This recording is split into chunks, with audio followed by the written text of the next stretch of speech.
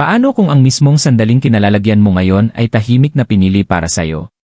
Hindi dahil sa tsamba, hindi dahil sa aksidente, kundi dahil may mensaheng matyagang naghihintay na marating ka. Ang tarot ay hindi basta-basta lumilitaw, lalo na kapag ikaw ay nasa hangganan ng isang bagong simula. Para sa Pisces, hindi lang ito isa pang pagbasa, ito ay paalala na may di nakikitang pintong unti-unting bumubukas, kahit hindi mo pa ito ganap na makita. Maaaring nakakaramdam ka ng pag-aalinlangan, pagod, o kawalan ng kasiguruhan sa susunod mong hakbang. Ngunit may isang katotohanang ibinubulong ang mga baraha, mahalaga ang sandaling ito. Manatili ka sa mensaheng ito, dahil ang anumang malapit ng maganap ay itinadhana talagang matagpuan ka. Pisces, mas malalim kang makaramdam kaysa sa karamihan. Habang ang iba ay dumaraan sa buhay gamit ang lohika, ikaw ay gumagalaw sa pamamagitan ng damdamin, mga panaginip, at intuisyon. At nitong mga huling sandali, may gumigising sa loob mo, isang tahimik na tinig, isang marahang hila mula sa universo, na para bang may malaking pagbabagong papalapit. Naging matyaga ka. Dinala mo ang bigat ng mga tanong na hindi binibigkas, hindi sigurado kung kailan darating ang sandali mo. Ngunit ngayon, pinili ng tarot na magsalita, hindi para manghula, kundi para magpaalala. May bagong pagkakataong nabubuo sa iyong enerhiya, at kahit hindi pa ito ganap na malinaw, nagkakahanay na ang mga senyales. Hindi lang ito tungkol sa tsamba, ito ay tungkol sa banal na tiempo. Hindi mo nakita ang mensaheng ito nang hindi sinasadya. Itinakda kang marinig ito ngayon sa mismong sandaling ito. Kaya huminga ka ng malalim. Makinig kang mabuti. Ang universo ay nagsasalita sa pamamagitan ng mga baraha, at ang mensahe nito para sa iyo ay tungkol sa pagpapagaling, lakas ng loob, at tahimik na pagbabago. Iyon ay mensahe ng tarot lay na bunyad. Minsan, ang universo ay hindi nagsasalita sa pamamagitan ng kulog o apoy, kundi sa tahimik na mga simbolo, mga barahang marahang inilalatag sa mesa, bawat isa'y may hawak na lihim na nakalaan para sa iyong kaluluwa. Pisces, ang barahang lumabas para sa iyo ngayon ay hindi karaniwan. May dala itong enerhiyang hindi maaaring ipagwalang bahala. Mahina ngunit matatag ang dating ng mensahe nito, may bago na umaabot sa iyo. Ipinapakita ng baraha ang isang pinto, hindi pa ganap na bukas, ngunit hindi rin sarado. Sa likod nito, may banayad na gintong liwanag na kumikislap. Ito ang uri ng pintong lumilitaw sa mga panaginip, o sa maikling sandaling biglang napupuno ng pag-asa ang puso mo nang walang malinaw na dahilan. Senyales ito na ang universo ay naghahanda ng landas, isang pagkakataong hihiling sa iyo na magtiwala sa hindi mo pa ganap na nakikita. Hindi ito tungkol sa pagmamadali o pamimilit. Ito'y tungkol sa pagkilala na ang barahang ito ay lumilitaw lamang kapag handa na ang iyong espiritu na tumanggap. Makikita sa larawan ng galaw, isang banayad na simoy na umaangat sa mga kortina, isang anino na humahakbang pasulong. May paparating. Malapit na ang isang pagbabago sa iyong buhay. Ang enerhiyang bumabalot sa pagbabasang ito ay kalmado, ngunit punang singil, parang hangin bago ang bagyo, o katahimikan bago magsimula ang isang awit. Ibinubulong nito ang pagbabago, ang isang sandaling maaaring humubog sa mga darating na buwan. At ang tarot ay hindi nagbababala, ito'y nag-aanyaya. Sinasabi nito, maging handa. Dahil ang matagal mong hinihintay, ang sagot, ang senyales, ang pagbubukas, maaaring hindi dumating na may paputok. Maaaring dumating ito ng tahimik. Ngunit darating ito. At pagdating nito, ikaw ang pipili kung tatawid ka sa pintong iyon. Iyan ay pinagdaanan.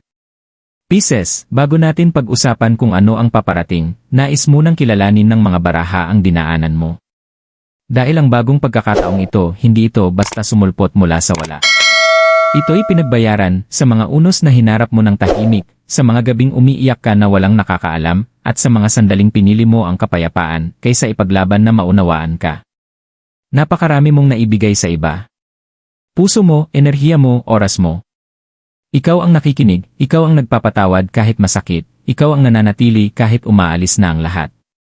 Ngunit sa likod ng iyong banayad na espiritu ay isang taong mas maraming sugat kaysa sa ipinapakita niya. May panahong hindi pa ganoon katagal na naniwala kang magbabago ang lahat. Nanampalataya ka sa isang pangarap, sa isang tao, sa isang pangako, ngunit ang kapalit ay katahimikan. Naghintay ka. Umasa ka. At dahan-dahan, may bahagi sa iyo na nanghina ang liwanag. Kinuwestiyon mo ang landas mo. Naisip mo kung nakalimot ba sa iyo ang universo. Bakit parang ang mga may mabuting puso ang madalas magdala ng pinakamabigat na pasanin? Ngunit ang hindi nakita ng mundo ay kung paano ka nagpatuloy. Kahit pagod na ang puso mo. Kahit ibinubulong ng kaluluwa mo, hindi ko na kaya, nandyan ka pa rin. Nagbigay ka pa rin ng pagmamahal. Naniniwala ka pa rin sa mahika ng buhay, kahit bas ng luha ang mga mata mo. Mahalaga ang bahaging ito ng kwento mo. Dahil pinatutunayan nito ang lakas mo. Pinatutunayan nito ang tibay ng loob mo. Ipinapakita nito na dumaan ka sa apoy ng emosyon at nagkaroon ka pa rin ng tapang na buksan muli ang puso mo. At iyan ang dahilan kung bakit nagsasalita ngayon ang tarot. Hindi para kaawaan ang nakaraan mo, kundi kilalanin ang paglago mo. Para ipaalala na hindi ka na ang dating Pisces na minsang nag-alinlangan sa sariling halaga. Mas marunong ka na ngayon. Mas nakahanay sa tamang daloy. At kahit hindi naging madali ang paglalakbay mo, hinubog nito ang isang puwang sa buhay mo, malawak sapat para makapasok ang isang bagay na tunay na banal. Ito ang dahilan kung bakit ang bagong pagkakataong nasa unahan mo ay punang kapangyarihan dahil handa ka na sa wakas na tumanggap. Iyan ay bagong pagkakataon, din nagbubukas. Pisces, may banal na bagay na dahan-dahang nabubuo sa loob ng iyong enerhiya, tahimik, ngunit hindi mapagkakamalan. Ang tarot ay hindi sumisigaw, bumubulong ito sa mga handang makinig. At sa sandaling ito, ikaw ang binubulong nito. May isang pinto, maaaring nakita mo na ito sa panaginip o naramdaman sa mga sandaling bigla mong na-sense na may magbabago. Hindi ito pisikal na pinto, kundi enerhetiko. Umiiral ito sa pagitan ng kung ano ang nagdaan at kung ano ang maaari pang mangyari. At ngayon, unti-unti na itong bumubukas. Ang bagong pagkakataong ito ay maaaring hindi dumating sa paraang inaasahan mo. Maaaring isa itong pag-uusap na sa unay parang karaniwan lang, isang di inaasahang pagkikita, isang malikhaing ideyang ayaw kang tantanan, o kahit isang simpleng pakiramdam sa dibdib na nagsasabing, panahon na. Para sa ilan, maaaring ito ay bagong landas sa pag-ibig, isang koneksyong ligtas, maalaga, at tugma sa damdamin. Para sa iba, maaari itong tagumpay sa pananalapi o karera na magdadala hindi lang ng kasaganaan, kundi ng layunin. At para sa ilan naman, maaaring ito ay espiritual na paggising, muling pagkilala sa kung sino ka talaga at kung bakit ka narito. Ano man ang anyo nito, iba ang pakiramdam ng pagkakataong ito. Hindi ito manghihingi. Hindi ito magpapalito. Magiging tama ang pakiramdam, parang isang piraso ng palaisipan na sa wakas ay sumakto sa lugar nito.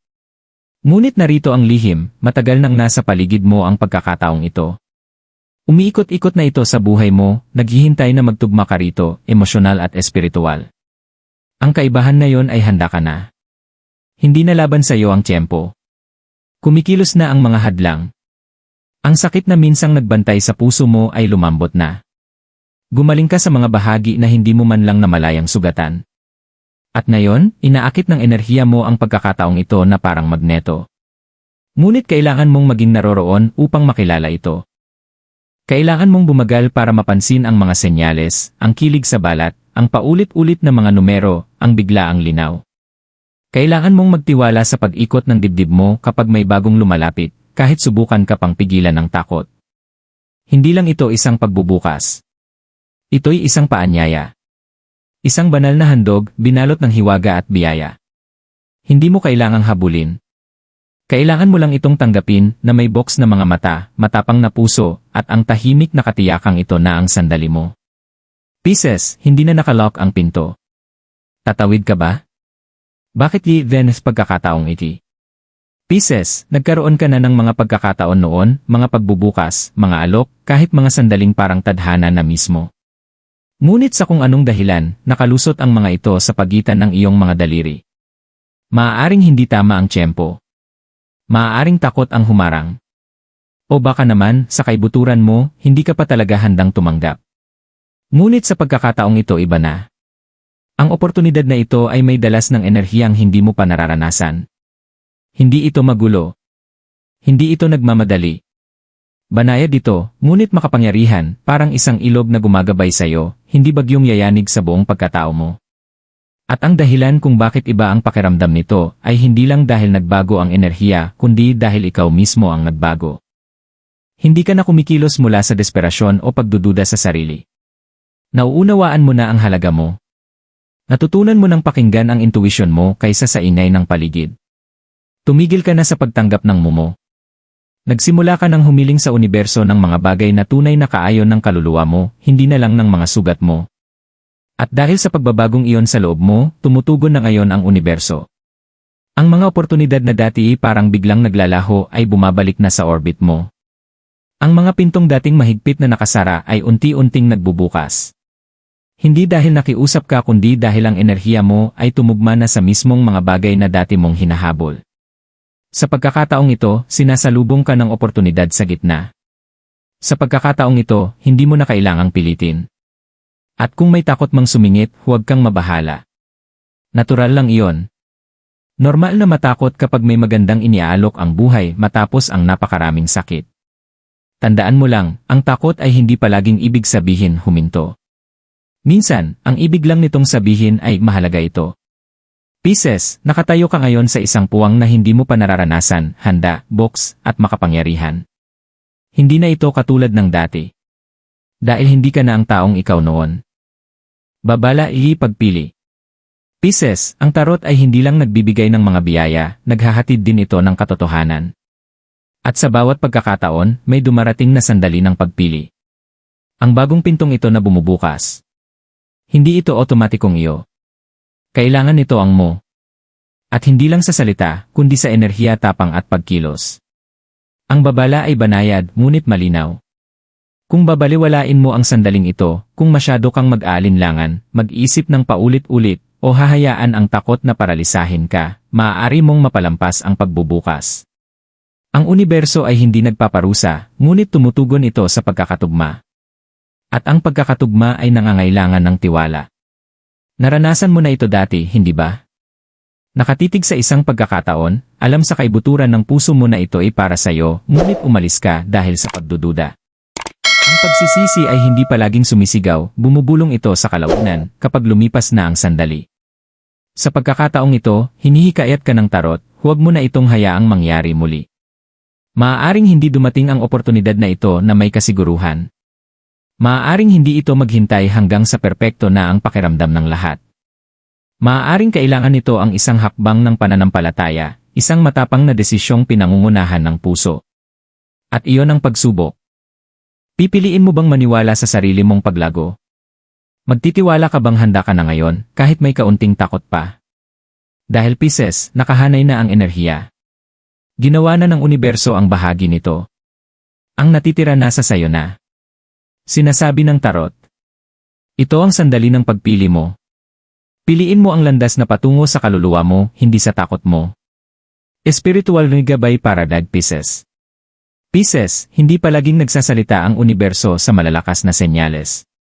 Minsan, bumubulong ito sa banayad na hangin sa gabi, sa panaginip na ayaw kang tantanan, o sa kutob na hindi mawala-wala. At sa lahat ng mga tanda, ikaw ang pinakasensitibo sa tahimik na wikang ito. Sa sandaling ito, lalo pang lumalapit ang iyong mga espiritual na gabay. Nakita nila ang sakit mo, ang tibay mo, ang tahimik mong lakas. At hindi sila narito para itulak ka, narito sila para ipaalala ang sarili mong kapangyarihan. Malalim ang intuition mo, Pisces. Naramdaman mo ang mga bagay na hindi maipaliwanag ng iba. Nagkaroon ka ng mga panaginip na nagkatotoo kalaunan. May mga sandaling narinig mo ang pangalan mo sa katahimikan, kahit walang ibang tao.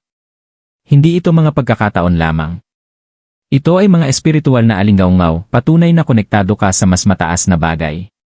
Kung paulit-ulit kang nakakakita ng mga numero, nakakarinig ng pamilyar na kanta sa eksaktong tamang oras, o nakakaramdam ng pangingilabot ng walang malinaw na dahilan, seryosohin mo ito. Mga kumpirmasyon ito na nasa tamang landas ka. Ang mga ninuno mo, ang mga gabay mo, ang mas mataas mong sarili, lahat sila ay sinusubukang abutin ka ngayon. Hindi sa pamamagitan ng takot, kundi ng pagmamahal. Gusto nilang malaman mo, hindi ka nag-iisa.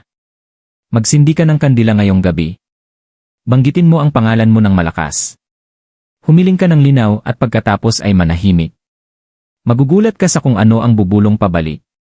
Ang bagong pagkakataong ito ay higit pa sa material na biyaya, ito ay isang espiritual na pagliko ng landas.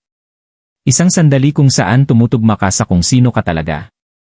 At habang mas nagtitiwala ka, mas lilinaw ang mga senyales. Pisces, isinilang ka na may mahika. Panahon na para alalahanin mo ito. Pisces, may huling mensahe ang tarot para sa'yo. At hindi ito dumarating bilang utos, kundi bilang marahang paggising, isang bulong na tumatagos sa pinakaloob ng kaluluwa mo. Hindi ka na ang naghahanap. Ikaw na ang hinahanap ng tadhana. Ang landas sa unahan ay hindi hihingi ng perpeksyon. Hindi nito kailangan na nasayo na ang lahat ng sagot. Ang hinihiling nito ay mas banal, presensya. Ang kahandaang humakbang pasulong, kahit isang hakbang lang ang nailawan sa bawat sandali. Ipinapakita ng huling baraha ang isang box na kamay, nakaabot patungo sa hindi pa tiyak. Isang simbolo ng pagpapakawala. Isang paalala na pinakamabigay ang universo sa mga marunong magbitaw ng pangangailangang kontrolin ang lahat. Ginawa mo na ang panloob na gawain. Hinarap mo ang mga anino mo. Natutunan mong manahimik at sa katahimikang iyon, may nabuksan sa loob mo, isang mas malalim na pagkaalam, isang espiritual na kahandaan. Ito ang dahilan kung bakit dumarating ngayon ang pagkakataon. Hindi dahil biglang pinaboran ka ng buhay, kundi dahil nakahanay ka na sa pabor mismo. Ang barahang ito ang berdeng ilaw mo. Ang sandaling ito ang sagradong pahintulot mo. Hindi ka na naghihintay na piliin ka ng universo. Pinili ka na nito. Ang tanong na lang ay, magsasabi ka ba ng, Pisces, bukas na ang pinto. Totoo ang liwanag. At malinaw ang mensahe. Humakbang ka pasulong. Lahat ng inaasam mo naghihintay na sayo sa kabilang panig. Pisces, kung tumugma sa kaluluwa mo ang mensaheng ito, hindi iyon basta nagkataon. Hindi nagsisinungaling ang tarot. Hindi nanghuhula ang enerhiya. Itinakda kang marinig ito ngayon para sa isang dahilan na tanging puso mo lang ang tunay na nakaunawa. Kung nakaramdam ka na parang nakita ka, kung may gumalaw sa loob mo, igalang mo ang damdaming iyon. Ipaalam mo sa universo na nakikinig ka. I-like ang video na ito, mag-iwan ng komento ng tinatanggap ko ang mensahe, at ibahagi ito sa isang taong nangangailangan ng liwanag ngayon. At higit sa lahat, mag-subscribe para sa higit pang gabay dahil simula pa lang ito. Umuusbong na ang paglalakbay mo. At sabay-sabay tayong maglalakad sa bawat hakbang ng daan.